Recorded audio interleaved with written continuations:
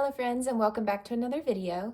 Today I am showing you what we are using for curriculum for the 2025-2026 homeschool year. If you are new here, hello, my name is Erin. We are in our 8th year of homeschooling and I have 3 kids. They are in 7th grade, 5th grade, and 1st grade. This video is specifically on the curriculum that we are using for my 5th grader. This year, I've also posted my 7th graders curriculum and my 1st graders curriculum. I will post the links to those videos down below so you can go check those out.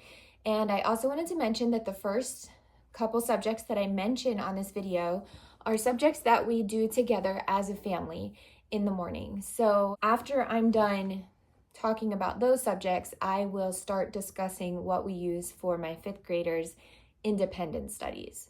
So to start off the morning, we choose to do Bible, and this year we are using Bible Questions and Answers for Kids, and this is by Dave Streller.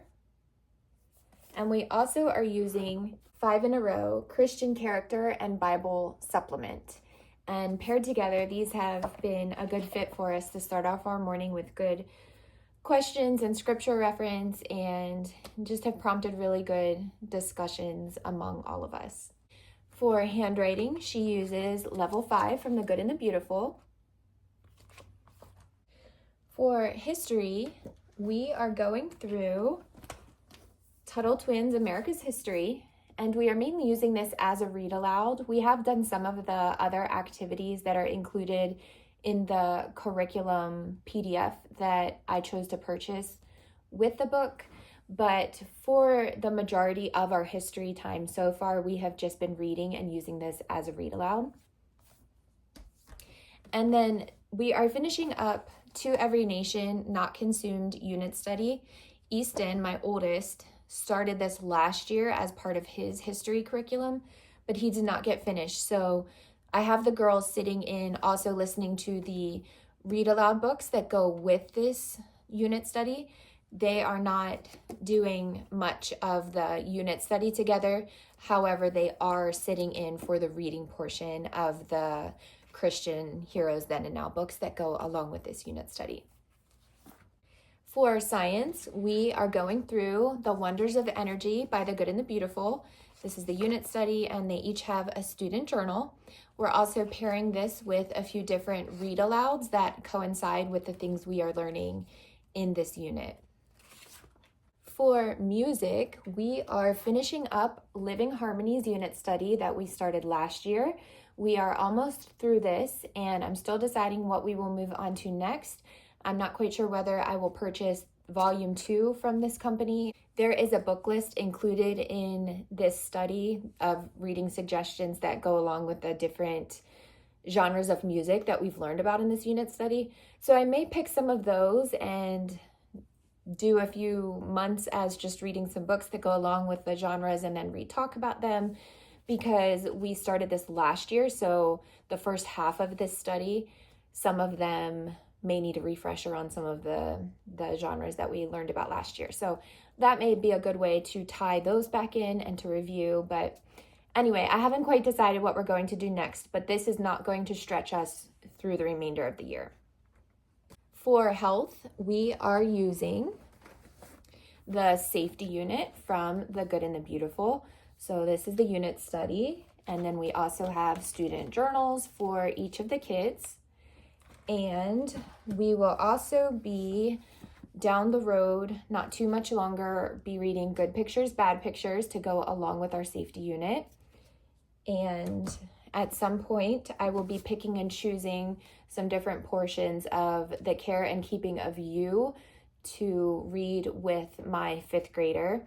I don't plan to read through the whole entire book, but given what I feel like she could handle at this point is what we will review and go over from this book.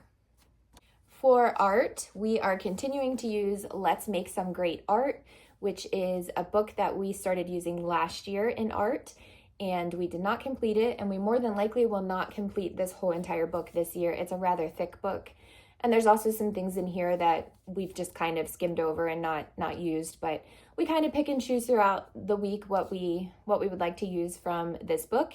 We do a lot of other things outside of our art class in school that are creative and art. So we don't stress art too much as a school subject because we do a lot outside of school that can count as art. And then for math, she is using Teaching Textbooks Level 5. For language arts, she's using Easy Peasy Language Arts 5. This is the workbook, and this is the lesson guide.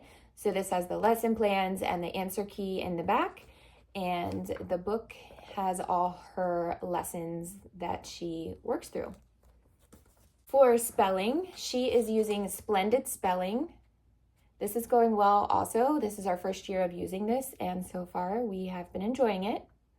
And then for her reading time, we're also not using a strict reading curriculum this year for her, but she has independent reading minutes each day, and she chooses what books she would like to read for the day. And typically she has 1 or 2 chapter books going, and sometimes she'll just still choose some picture books off the shelf, and I'm completely fine with that.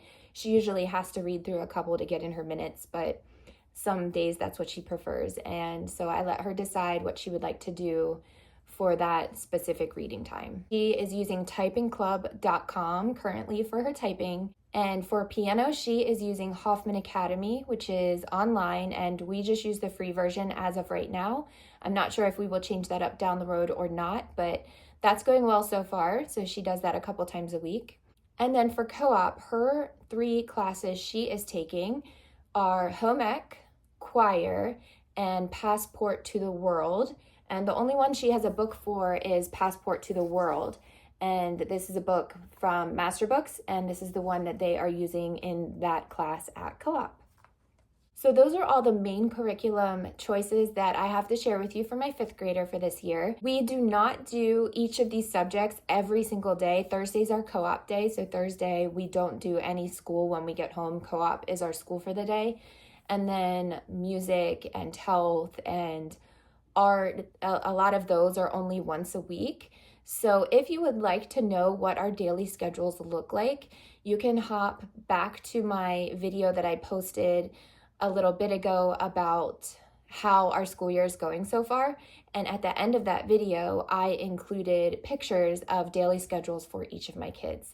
I will also try to remember to link that video down below if you are interested in seeing what our days look like and what subjects we are accomplishing in each day.